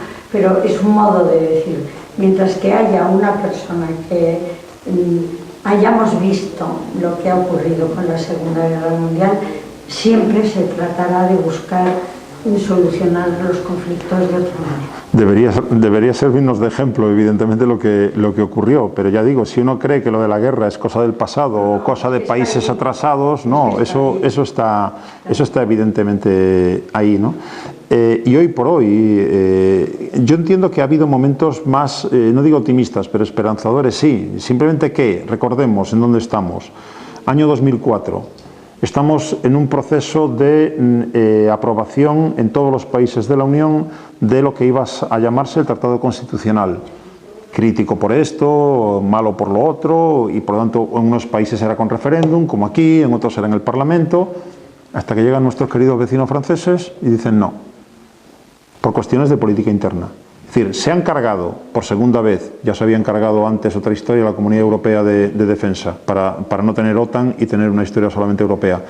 Cosas en las cuales Francia ha sido prácticamente el promotor y que llegado el momento de decir sí o no, por cuestiones de política interna, dicen no. Y detrás vienen los holandeses. Por lo tanto, entramos en el año 2005 en una crisis institucional que nos aborta un proceso que tenía que haber desembocado en unión política, o por lo menos dibujar ya el horizonte de la unión política. Y luego en el año 2008 se une la crisis económica. Por lo tanto, estamos metidos todavía bajo los efectos, la paralización de una crisis institucional y de una crisis económica. Por eso he dicho que estamos en una crisis existencial. O sea, hoy la Unión Europea no tiene garantizado que el proceso desemboque finalmente en lo que los padres fundadores tenían en la cabeza, porque se puede desmoronar ante esa cortedad de miras en las que estamos hoy con los gobernantes que tenemos. Pero, como decía antes, y eso es lo difícil, ¿cómo salir de ahí? Si esos gobernantes, con la colaboración de medios de comunicación, lo que acostumbran a hacer es echar la culpa a Bruselas de todo lo que va mal, pues ahí está el Frente Nacional, UKIP, Amanecer Dorado, Alternativa para Alemania, Nuevos Finlandeses y todo lo que va saliendo. Porque se está reforzando más la idea de que la culpa es de la Unión Europea. No de la globalización, mejor o peor gestionada, no de falta de voluntad política de gobernantes que han engañado a su propia población. O sea, si alguien cree hoy en día, yo es una de las cosas que me pregunto, no sé si alguien tenía que hacer un reportaje de eso, o sea, alguien tenía que estar todo el día con una cámara siguiendo a David Cameron. O sea, ¿cómo lo lleva ese hombre?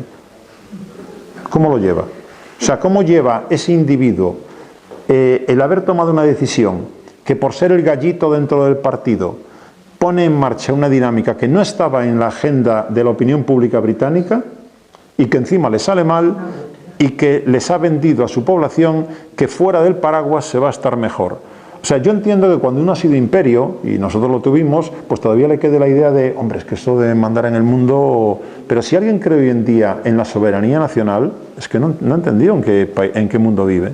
Y por lo tanto, que los británicos se hayan dejado llevar por una dinámica de ese tipo para salirse fuera del club ahora mismo y pensar que fuera del club van a vivir mejor, yo soy Cameron, no sé cómo lo lleva. Yo no sé si tendría ánimo para levantarme por las mañanas, pero por eso me lo pregunto. En fin. Yo también te quería preguntar por África, la defensa del mundo. Da la sensación que todos los conflictos armados que hay en África tienen que ver con la explotación y el control de los recursos naturales, y China tiene un papel ahora mismo en África como muy protagonista, pero no se escucha, o yo no lo sé, si en los conflictos violentos China también tiene intereses o está de alguna manera controlando. Muy recientemente. Es decir, China, claro, o sea, podemos verlo desde esa perspectiva.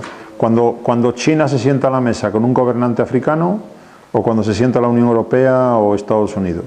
Lo cual no quiere decir que unos sean sinceros o otros no, digo la escenificación que cada uno hace. Claro, va el europeo de turno o el estadounidense de turno y le empieza a hablar, en un momento determinado le empieza a hablar de derechos humanos, y en un momento determinado le empieza a hablar de democracia y de valores y no sé qué. Y cuando se sienta el chino, le dice, mire, vamos a negociar tal cosa. Y en un momento determinado le dice, la única condición que le estoy poniendo es que no reconozca a Taiwán. ¿A Taipei? Pero claro, el gobernante de turno le pregunta al listo, oye, ¿qué esto que me están diciendo? Y dicen, Taiwán, no, que sí. Ya está. Es decir, si uno te establece condicionalidad que no es sincera, que nos la saltamos continuamente, pero el otro es no reconocer a Taiwán, pues China ha conseguido una presencia muy significativa en muchos lugares de África subsahariana. Lo cual no quiere decir que lo estén haciendo bien, pero ¿cuál es su motivación? Y ahora ya digo, muy recientemente está cambiando. China, para llegar al sitio donde está, segunda economía del mundo, ha seguido un modelo que ha llegado ya al agotamiento. China ahora tiene un problema enorme por consecuencias de la política de hijo único, obviamente, porque ahora ya no se le sostiene el sistema, y problemas porque la crisis económica mundial ha frenado las exportaciones de productos, que es de lo que es por lo que funcionaba su modelo.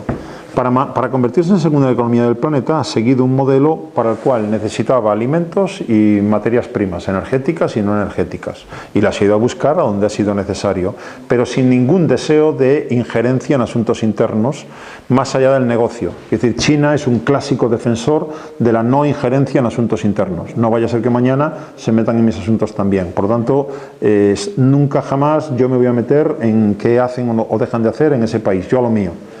Es ahora cuando, ya viendo en cierta medida a un Estados Unidos que está en declive, a una Rusia que también vuelve y que China quiere volver a ocupar el lugar que cree que le corresponde de líder mundial, cuando se siente también, empieza a sentirse responsable de la estabilidad de determinadas regiones en las cuales tiene intereses geoeconómicos muy importantes. Y por lo tanto empezamos a ver ahora en Kenia, por ejemplo, últimamente, empezamos a ver cómo ya está, o en Sudán, en el conflicto de Sudán, cómo empieza a tomar partido político por unos o por otros, más allá del estrictamente negocio que mantienen. En cuanto al tema de África, en términos más generales, desgraciadamente, desde la perspectiva occidental, África es solamente una amenaza y no hay ningún otro, o sea, eso del cristal con que se mira. El cristal con que se mira es África igual a amenaza. Amenaza quiere decir gente que me viene, terrorismo yihadista, ya está. Y a eso se reduce todo. Por lo tanto, el enfoque que se le está dando es un enfoque básicamente securitario. No es un enfoque que promueva desarrollo en ningún caso, porque no interesa tampoco el desarrollo. Ni siquiera nos metemos en todos los conflictos que hay allí, solamente conflictos que pongan en cuestión determinados intereses económicos. Pero si no los ponen, o sea, ¿por qué hablamos de conflictos olvidados? Eso es una aberración, ese concepto. Olvidado no lo es para la víctima que lo sufre, olvidado es en el sentido de que si no hay ningún interés vital en juego, para las grandes potencias meterse allí no tiene sentido ninguno. Porque no me meto allí por amor al prójimo de a ver si le estoy resolviendo la vida. Me meto allí si hay algo, Francia. ¿Cómo no me voy a meter en Níger si todo el uranio que utilizan mis centrales nucleares viene de Níger? Pues me preocupa mucho que Níger caiga en manos de los yihadistas, por ejemplo. Luego me voy allí y monto la operación militar que haga falta. Estados Unidos tiene actualmente ya, es nada comparado con el continente. Estados Unidos tiene unos 8.000 efectivos militares desplegados sobre el terreno y va creando bases de drones fundamentalmente para poder tener ojos y plataformas desde las que matar. Y por otro lado está instruyendo a las fuerzas armadas y policiales de esos países para que ellos estén capacitados para cumplir con su tarea en primera línea. Lo que Estados Unidos no quiere es meterse en masa en esos conflictos, pero sí en capacitar mejor a esas fuerzas armadas. Pero no va más allá, en general. Y por lo tanto el enfoque que tenemos actualmente, mira a la señora Merkel en su último viaje por la zona, no, peor aún, mira cuando la embajadora búlgara visita Ceuta y Melilla y felicita a España por lo bien que lo estamos haciendo, eso hay que hacérselo mirar. Claro, lo está diciendo la búlgara. Y cuando el modelo que España ha utilizado en el África, en el Sahel africano, es el modelo que está actualmente adoptando la Unión Europea, o sea, nos han tomado como modelo, eso también es para hacérselo mirar. Es decir, Merkel ha hecho a escala alemana lo que España había hecho con el Plan África 1 y Plan África 2, que es buscar la colaboración de los gobernantes locales para que ellos sean los primeros interesados en reprimir que salgan de allí los desesperados, a tanto el desesperado. O sea, ¿de cuánto hay que firmar el cheque? Pues firmamos el cheque. España con las capacidades que tiene y Alemania con las capacidades que tiene. Por lo tanto, estamos buscando... lo cual lleva por otro lado a seguir consolidando a gobernantes impresentables. Luego seguimos jugando al mismo juego de intentar ponerle puertas al mar, en este caso al Mediterráneo, para intentar que no entren, evidentemente, esos desesperados. Y para ello buscamos la colaboración de ese tipo de autoridades. ¿Con quién hablamos cuando hablamos con las autoridades libias? ¿Quiénes son las autoridades libias? En Libia hay 3 gobiernos, bueno, hay 3 que se dicen gobiernos, y hay centenares de milicias armadas. Cuando decimos los guardacostas libios, ¿qué es eso de cuando decimos los guardacostas españoles? Sabemos lo que es. Pero los guardacostas libios, ¿quiénes son? O sea, ¿con quién estoy hablando cuando hablo con un guardacosta libio o con un gobernante libio? Pues, en fin. Y por lo tanto, desde esa perspectiva, todo apunta a más problemas, evidentemente, porque si no estás fomentando desarrollo en un continente del que sabemos que en los próximos 40 años el 60% de todo el crecimiento demográfico que va en el planeta es africano, ya eso es, o sea, eso no hay que no cambie ya, porque las pautas de evolución demográfica nos muestran esos datos, esas proyecciones ya a día de hoy. Y por lo tanto, cuando planteamos África en términos no de oportunidad, sino de amenaza, pues de ahí sale un determinado enfoque, evidentemente, y ese es el dominante. Sí. Mira, viéndolo ahora, no sé qué tenéis planificado, pero... Solo. Sí, de nada. El tema de la seguridad que estuviste hablando muy al principio, de la seguridad personal y particular en contra de la seguridad ya de los países. Y luego todo eso aplicado a los distintos conflictos armados en que cada uno entra en juego para autodefenderse. Puesto, ¿qué salida o qué solución tiene esto? Bien complicado, porque mira, hay el concepto que utilicé antes de seguridad humana es una alternativa, es un paradigma alternativo al de la seguridad de los estados, que es el que ha estado funcionando y el que sigue funcionando de manera dominante hoy. En el año 94, el PNUD, en el informe de desarrollo humano de ese año, sacó la seguridad humana, digamos, carta de presentación, aquí está la seguridad humana, que pretendía, como digo, establecer un nivel de seguridad basado fundamentalmente en el desarrollo de la persona humana, en el sentido de lo que he dicho antes: comer 3 veces al día, poder hablar libremente de lo que tienes en la cabeza, poder moverte libremente. Si tú trabajas por ese objetivo, ese individuo no va a optar por la violencia de inmediato, luego, en fin, es construir el edificio como habría que construirlo, desde el individuo a la familia, al país, a la región y al mundo, en lugar de desde arriba a abajo, que es, como digo, el enfoque dominante de la seguridad del Estado. Canadá y Japón adoptaron ese modelo durante esos años 90 y luego lo abandonaron. Nosotros, el instituto que yo codirijo, recuerdo, hicimos la estrategia española de construcción de paz por encargo del Ministerio de Defensa en el año 2008. Es la mejor estrategia que hay, porque es la única. No se ha vuelto a hacer ninguna otra. Y lo máximo que conseguimos fue contaminar de ese enfoque a la C del MAEC, es decir, al Ministerio de Asuntos Exteriores y Cooperación, es decir, la cooperación española ya entraba por ese camino, pero la AE de Asuntos Exteriores seguía con seguridad del Estado. Si a eso le añades que desde el año 2008 hasta aquí lo que ha ocurrido con la cooperación al desarrollo española y la ayuda humanitaria es que se ha desplomado hasta el punto de hacerse irrelevante, y eso era solamente el apartado donde ese tema estaba presente, pues evidentemente corre malos tiempos una vez más, porque ni Canadá ni Japón hoy, ni ningún otro relevante, bueno, si me pongo optimista, digamos que lo han guardado en el cajón, para no decir que lo ha tirado a papelera. O sea, hoy no está ese concepto en circulación, no hay ningún país mínimamente significativo, ninguna organización internacional que esté trabajando con ese enfoque. Y por lo tanto, mal, evidentemente. Gracias. En fin, por daros esa mínima referencia, porque acabo de citarlo en el instituto y por eso me acuerdo. Obviamente, de estos temas que hemos hablado en el instituto que, ya digo, codirijo, pues en la página web, todo lo que acabamos publicando en cualquier medio, al final todo acabamos volcándolo en la página. Por lo tanto, no hace falta andar buscando por 1000 sitios, sino que directamente en la página del IECA, lo tengo por aquí para escribirlo, pues ahí lo podéis. Digo que es IECA, no IKEA, porque de vez en cuando llaman, hola, ¿es IKEA? Pues no, IECA, o sea, Instituto de Estudios sobre Conflictos y Acción Humanitaria. Más fácil todavía, si ponéis mi nombre en cualquier buscador, inmediatamente detrás de mi nombre sale IECA, y por lo tanto eso os lleva directamente a la página. Y obviamente lo mismo, pues en estos cacharros, pues también en el Twitter, pues @susonúnez, pues es mi dirección, y por lo tanto ahí también lo que voy publicando o diciendo, también acabo reproduciéndolo en esa red. Muchas gracias.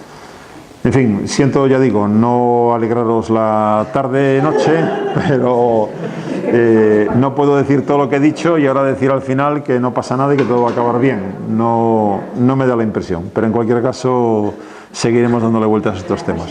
Gracias por vuestra asistencia y preguntas.